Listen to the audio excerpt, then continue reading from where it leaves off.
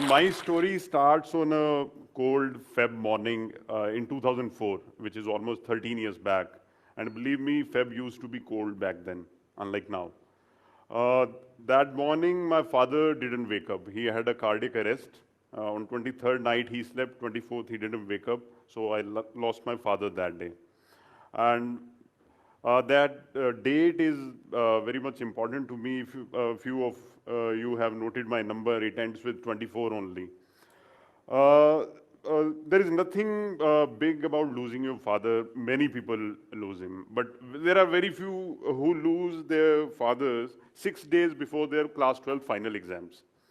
I was topper of my school in class 10th, जो हिंदुस्तान में हर लगभग हर टॉपर के साथ होता है कि बेटा अब तू 10वीं टॉप कर गया, 11वीं 12वीं में मेडिकल नॉन मेडिकल रख ले। तो मैंने भी रख ली मेडिकल। 12वीं वो बीच में वी हैड दिस ट्रेजेडी, और इधर से फिर भी मैंने अपनी 12वीं मेडिकल में जैसे तैसे पूरी कर ली।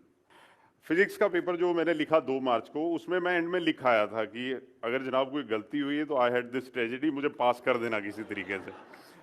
मैंने कहीं पढ़ा था कि death has its humour.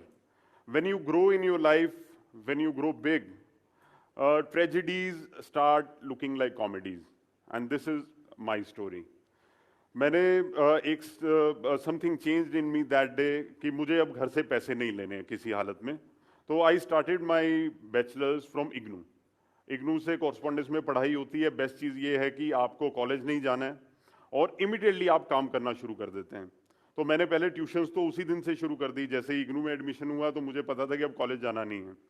Then railway recruitment board में नौकरी निकली टिकट कलेक्टर की। तो मैं एग्जाम देने गया, वो मेरी जिंदगी का पहला कॉम्पिटिटिव एग्जाम था। I failed, I tanked in that exam. उसके बाद पोस्ट ऑफिस में क्लरिकल एग्जाम निकला, उससे 6 महीने बाद, जो पोस्ट ऑफिस में पोस्टल असिस्टेंट होता है। जब आप पोस्ट ऑफिस में जाते हैं, जो ऐसे ऐसे ठप्पे मार रहा होता है। 4 सीटें थी और 40 लोग बुलवाने थे उन्होंने, on the basis of your class 12th मेरिट। I was the 40th। जिंदगी कैसे कमाल करती है, मैं 40वां था, बट आई वर्कड हार्ड। उस एग्जाम को मैंने टॉप किया। I was the first ranker then. I join post office as a postal assistant for 4.5 years। I work there. उसी दरमियान मैंने अपनी बीए जो है वो इग्नू से लगभग कंप्लीट की। इन 2007-6-7 का जो पीरियड था पोस्ट 2008 रिसेशन, अल जजीरा अपने पूरे चर्म पे था। अल जजीरा वाज ए न्यू चैनल। मुझे ऐसा लगा कि मुझे लेटर्स टू एडिटर और ये आर्टिकल्स वगैरह लिखने चाहिए, my writing skills will improve. तो मैंने वो लेटर टू एडिटर लिखने शुरू कर दिए। Letter to editor Indian Express वगैरह में छपने लगे। देन लकीली समवेयर इन सितंबर 2007 one of my articles got published in the Hindu. अब 21 साल के लड़के का हिंदू में आर्टिकल छप जाए तो वो उसे लगने लगता है कि मैं एन राम बन गया हूँ। तो मुझे लगा मैं जर्नलिज्म कर लूँगा। सो 2008 जो दौर आया उसमें I appeared for many competitive exams which led to journalism schools. So I was lucky, I entered school of communication studies Panjab university Chandigarh for masters in journalism. I was there for 2 months। 2 महीने मैंने journalism पढ़ा। Then आदमी कई बार अपनी बड़ी चालाकी से planning करता है जिंदगी की। 2006 का जो पे कमीशन था पोस्टल डिपार्टमेंट का, वो 2008 में उसकी रिपोर्ट वगैरह आई, तो वो जो पैसे थे वो 2008 में मिलने थे। मेरी प्लानिंग थी कि ये जो 2008 के जो पैसे आएंगे एरियर्स पे कमीशन वाले, इससे मैं आगे अपनी पढ़ाई कैरी ऑन कर लूँगा। बट वो पोस्ट मास्टर उसका भला हो, उसने कहा कि नहीं यार, ये तो तू भाग गया भगोड़ा है, आई रैन अवे, तो ये हम तुझे देंगे नहीं, या तू ज्वाइन कर या पैसे ले, और पैसे नहीं ले। तो मैंने कहा अब जर्नलिज्म कैन वेट। मैंने वापस पोस्ट ऑफिस में दोबारा काउंटर पे बैठ गया। काउंटर पे बैठ के मुझे वो जो पैसे मेरे मिलने थे मिल गए, लेकिन जर्नलिज्म फिर मैंने उसी दिन छोड़ दिया। देन आई थॉट कि मुझे अब हायर एजुकेशन तो छोड़नी नहीं है। फिर दोबारा इग्नू मेरी जिंदगी में दोबारा आ गई। I started masters in public administration from IGNOU itself. फिर जो आपका पहला एग्जाम, उसके बाद जो एक ग्रेजुएशन लेवल का पहला एग्जाम जो जिंदगी का दिया, वो था UGC NET. Normally people do it after their masters. मेरा 6th मंथ था मास्टर्स का जब मैंने यूजीसी नेट जेआरएफ क्रैक किया। That was the first success of my life जिसमें कोई कॉम्पिटिटिव एग्जाम था। यूजीसी नेट मैंने क्लियर किया तो मुझे थोड़ा हौसला ये भी हुआ कि I can compete with good people. Then I started preparing for bank PO exams, bank probationary officers जो होते हैं। उस दौर में आईबीपीएस नहीं होता है, अभी आईबीपीएस होता है, एक ज्वाइंट एग्जाम होता है। उन दिनों में you have to apply for different banks all together differently. उन दिनों में मैंने 6 bank PO back to back clear किए। तो स्टेट बैंक ऑफ पटियाला में मैंने एज बैंक पीओ ज्वाइन कर लिया। I was there for 1 month.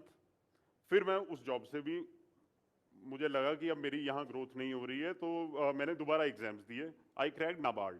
I join NABARD Guwahati office as assistant manager, और इसी दरमियान मेरा रिजल्ट आ गया असिस्टेंट कमांडेंट बीएसएफ का। I am telling you all this कि जो लोग सुन रहे हैं कि एग्जाम्स देखिए, आपने एक लेवल लाना है। हिंदुस्तान में जितने ग्रेजुएशन लेवल के एग्जाम में हैं, I am proud to say that I have cracked each one of them.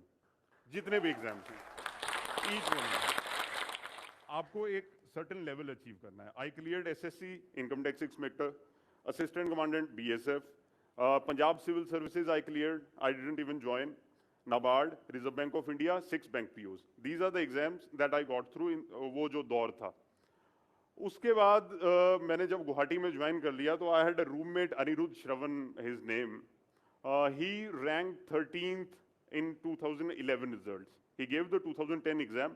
2011 का जो रिजल्ट आया, मेरा जो फ्लैटमेट था उसका रैंक आया 13वां। तो मुझे लगा कि यार इस बंदे ने अगर 13वां रैंक ले लिया है, तो मुझे अब गाड़ी यूपीएससी की तरफ मोड़ देनी चाहिए। तो मैंने यूपीएससी की तैयारी शुरू की। अब बताते हुए सब कुछ बहुत आसान लगता है, लेकिन आप इमेजिन कीजिए कि you have to go to work, उसके बाद you have to self teach yourself, because nobody is there कि कोई आपके नोट्स तैयार हैं या आप किसी कोचिंग सेंटर में जा रहे हैं। It is totally you, it is you who has to support yourself. तो मेरा वही स्टोरी थी कि मैंने ऑफिस से जाना और जाके रात को पढ़ना, ऑफिस से जाना रात को पढ़ना। और मेरी किस्मत अच्छी थी और मेरी मेहनत भी ठीक थी थोड़ी। मैंने यूपीएससी फर्स्ट अटेम्प्ट में क्रैक किया, वहीं गुवाहाटी से। इंटरव्यू में मेरे 240 मार्क आए, जो उस साल के हाईएस्ट मार्क्स थे कंट्री में।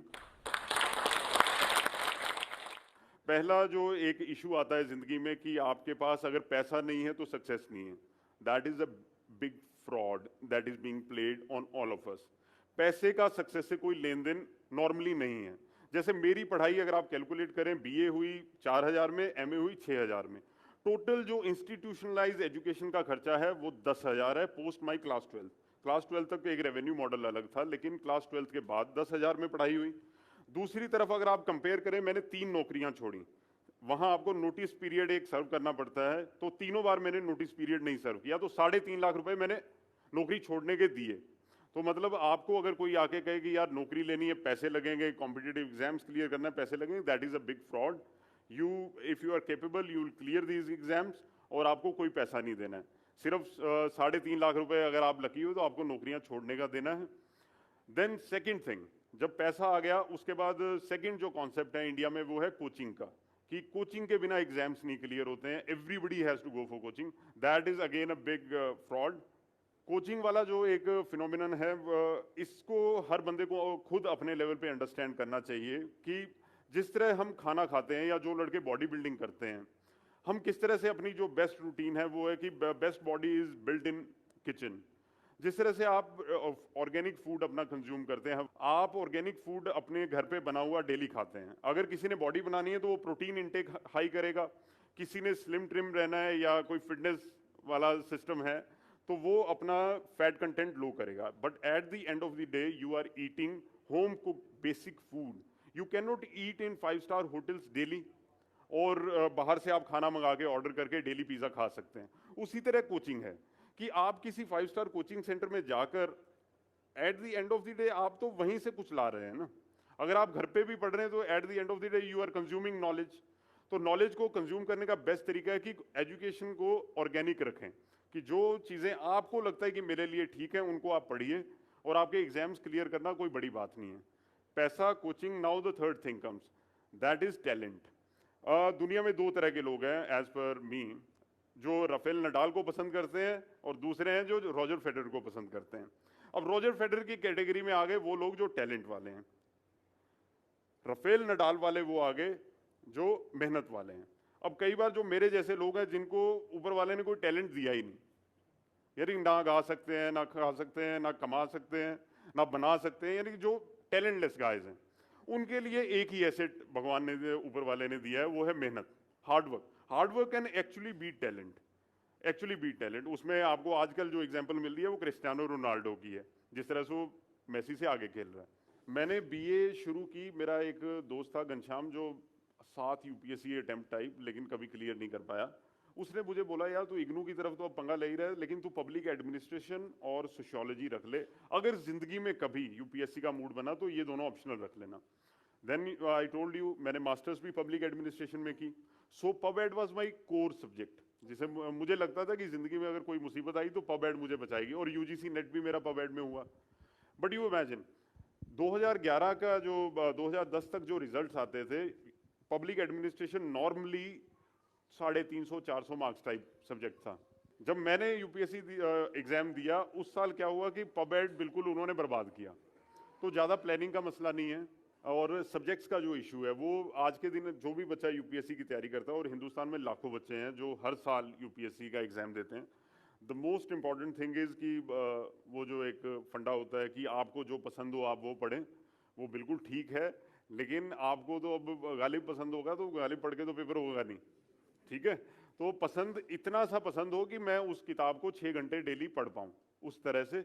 बट ये अपना एक देख लेना मार्केट सर्वे करके, मार्केट सर्वे मतलब ऑनलाइन जाना, ये जो जितने आपस में हमारे ब्लॉग्स होते हैं जो यूपीएससी वाले लड़के होते हैं, उसमें आप देख लेना कि आजकल मार्केट में कौन से सब्जेक्ट इन चल रहे हैं, वो बड़ा डिपेंड करेगा उस पर। अब एक ऑप्शनल है, पहले हमारे टाइम 2 थे, now you have to prepare only 1 optional. Market survey करना, अपना भी टेस्ट देखना, दोनों को मिला के फिर ऑप्शनल रख लेना। ये हमारी 3 पॉइंट्स मेन थे मेरे आपके साथ शेयर करने। अब मेरा एक पॉइंट था जो लड़कों के लिए ज़्यादा है, प्रभावित होंगे आप। 2008 में जब मैं जम्मू यूनिवर्सिटी पंजाब यूनिवर्सिटी चंडीगढ़ गया तो 2 महीने ही पढ़ा। कैन यू गेस कि वहाँ मैंने क्या हासिल किया होगा? I had a classmate there, she is my wife now. आज की जो सबसे बड़ी बात मेरी ज़िंदगी की है कि जो आदमी कॉलेज डिग्री नहीं है, प्रॉपर यूनिवर्सिटी डिग्री प्रॉपर नहीं है, still I am getting to come to a university and give a talk. इससे बड़ी बात ज़िंदगी में क्या होगी कि जो आदमी कहीं नहीं गया वो यहाँ बात कर रहा है। So god bless you all and thank you so much. आप लोगों को ये वीडियो कैसा लगा हमें कमेंट करके जरूर बताना, और अच्छा लगा हो तो प्लीज वीडियो को लाइक, शेयर और चैनल को सब्सक्राइब जरूर करना। आज के लिए इतना ही दोस्तों, फिर मिलेंगे एक नए वीडियो के साथ।